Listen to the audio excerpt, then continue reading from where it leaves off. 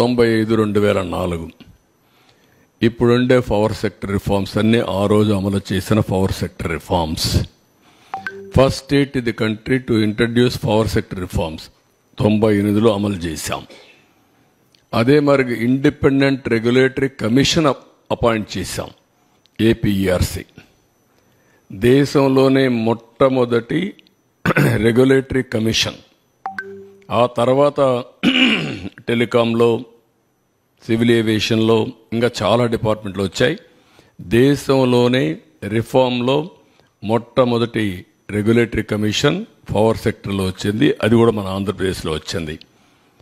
ఈ రిఫార్మ్ ఫలితమే జనరేషన్ కంపెనీలు, ట్రాన్స్మిషన్ కంపెనీ, డిస్ట్రిబ్యూషన్ కంపెనీస్ ఒకప్పుడు 5 ఉండేటివి, ఇప్పుడు 3 ఉన్నాయి. కంబైన్డ్ ఆంధ్రప్రదేశ్లో 5 డిస్ట్రిబ్యూషన్ కంపెనీస్ ఉండేటివి. హైదరాబాద్, వరంగల్, తెలంగాణకి వెళ్ళిన తర్వాత ఉత్తరాంధ్ర, ఇక్కడ వచ్చే కొద్దిగా విజయవాడ, ఇక్కడ వచ్చే తిరుపతి. ఒకప్పుడు అనంతపురం ఉండేటివి. ఇన్ని 3 ఉన్నాయి. ఇప్పుడు 3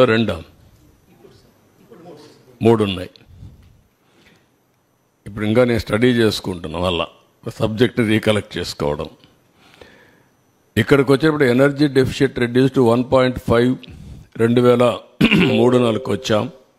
compare to 7.1% at national level ఉండేది.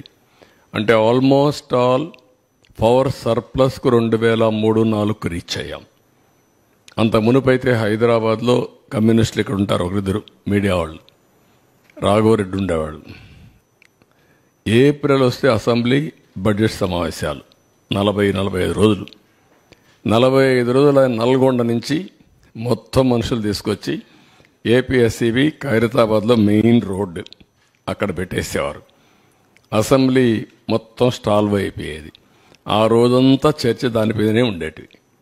ఈ విధంగా సమ్మర్ వస్తే నేనైతే అసెంబ్లీ నుంచి ఒక 1 స్టేజ్లో 95లో నేరుగా హెలికాప్టర్ వేసుకుపోయి ఆ ఎండిపోయిన పంటలు చూసి మళ్ళీ వచ్చి అసెంబ్లీకి సమాధానం చెప్పిన రోజులు ఉన్నాయి. అలాంటి సందర్భాలు చాలా ఉన్నాయి. అక్కడి నుంచి 2003-04లో మనం ఇది చేసాం. ఒక మాటలో చెప్పాలంటే నా పవర్ పోయింది, కానీ పవర్ సెక్టర్ రిఫార్మ్స్ వల్ల దేశం బాగుపడింది. 2004లో మేజర్గా అందరూ నన్ను వ్యతిరేకించి ఆ రోజు అప్రతిష్ట పాలు చేస్తే గవర్నమెంట్ పోగొట్టుకున్నాం. కానీ ఒక తృప్తి, నేను చేసిన పవర్ సెక్టర్ రిఫార్మ్స్ శాశ్వతం, దేశం బాగుపడింది, మన రాష్ట్రం కూడా బాగుపడే పరిస్థితికి వచ్చింది. ట్రాన్స్మిషన్ లాసెస్ ఒకప్పుడు 35% చూపించేవాళ్ళు, అది కూడా 38% కూడా లేదు.